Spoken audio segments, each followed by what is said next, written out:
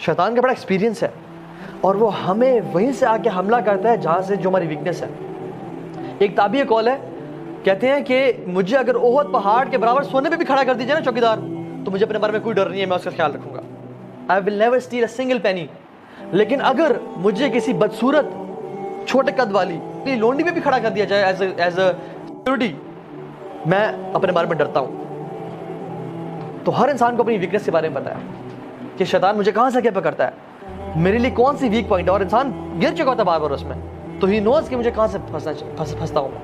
اور سبحان اللہ, یہ جو ٹریپ آف وومن ہے, ایڈکشن ٹو پورنوگرافی ہے, یہ سب چیزیں یہ بہت زیادہ جو ہے نا آج کل پھیل چکی ہے نوجوان نسل میں. اسی طرح سے قیامت کی نشانیوں سے ایک نشانی ہے کہ حیا لوگوں کے دلوں میں سے چلی جائے گی, لوگ بے حیا ہو جائیں گے.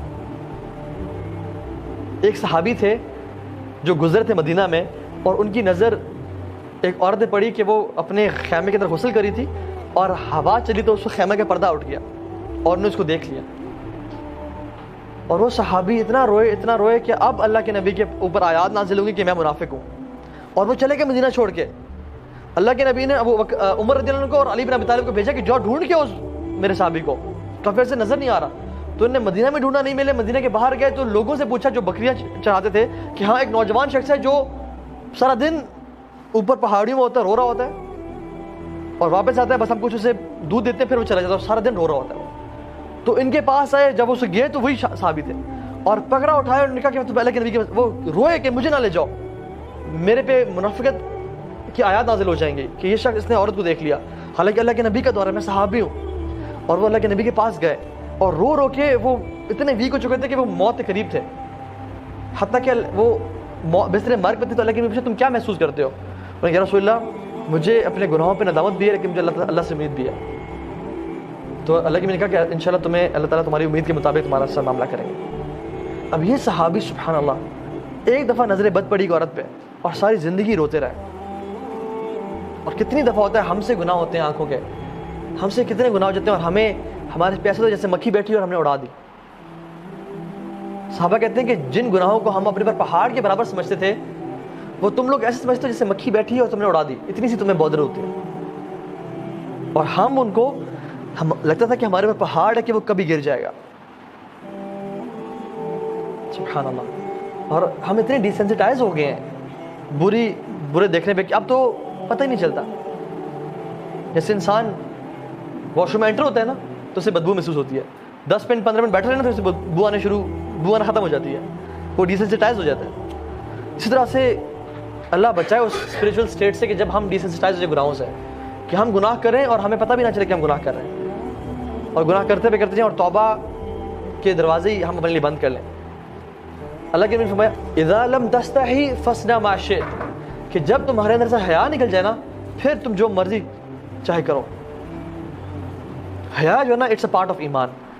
جب حیا انسان سے نکل جائے نا, جب وہ کسی عورت کو ایسا آبجیکٹ دیکھ رہا ہے, جب بھی کوئی عورت گزری ہے اس کی نظریں جھکی نہیں رہی اور حیا چلے گی, پھر کوئی لمٹ نہیں ہے, پھر وہ بہتا چلا جاتا ہے, حتیٰ کہ وہ انسان دین سے متنفر ہو جاتا ہے, دین سے چھوڑ دیتا ہے. وہ نہ اس کو نمازوں میں مزہ, نہ اس کو دعا میں مزہ آتا ہے, اور حتیٰ کہ وہ انسان شیطان اتنا گمراہ کرتا ہے کہ وہ کہتا ہے کہ اب تو لگتا ہے رب سنتا ہی نہیں ہے میری بات, اور جب رب سنتا ہی نہیں ہے تو پھر رب ہے ہی نہیں, اور وہ کفر کی طرف چلا جاتا ہے.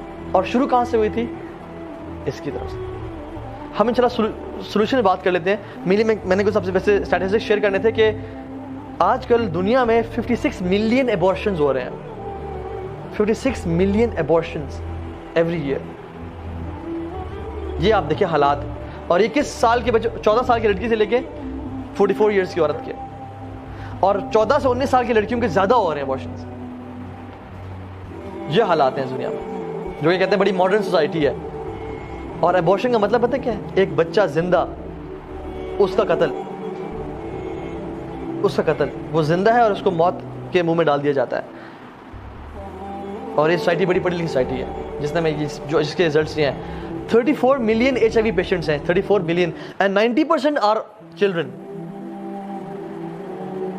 90% وہ جو کہ HIV کے تھرو پیدا ہوئے, جن کے پیرنٹس کو HIV تھا.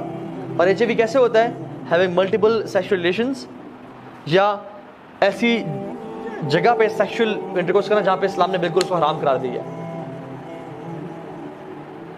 تو یہ چیز ہے. 90% بچے سفر کریں HIV سے کیونکہ جہاں وہ پیدا ہوئے, جن کے تھرو وہ پیدا ہوئے, وہ حرام ریلیشنز میں تھے اور وہ سفر کرے اور ان کی موت آ رہی. 34 ملین HIV پیشنٹس. خیر سے بہت سارے ہیں, ہمارے پاس ٹائم کم ہے.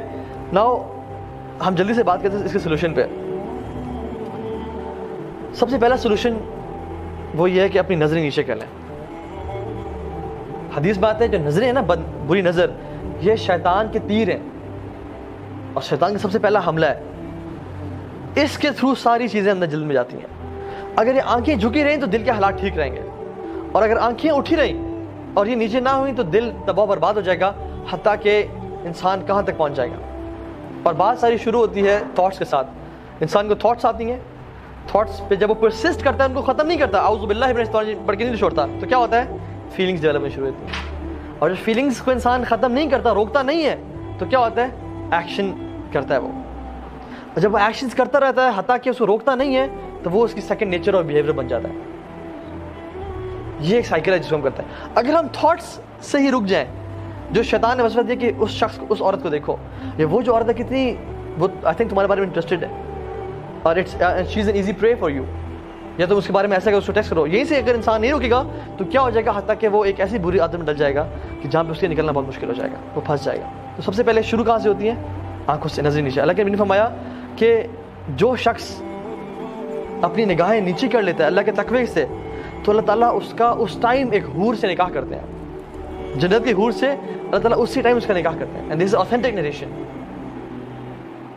اسی ٹائم اللہ تعالیٰ اس کا ایک حور سے, اور حور سبحان اللہ, no comparison at all with the woman of this world.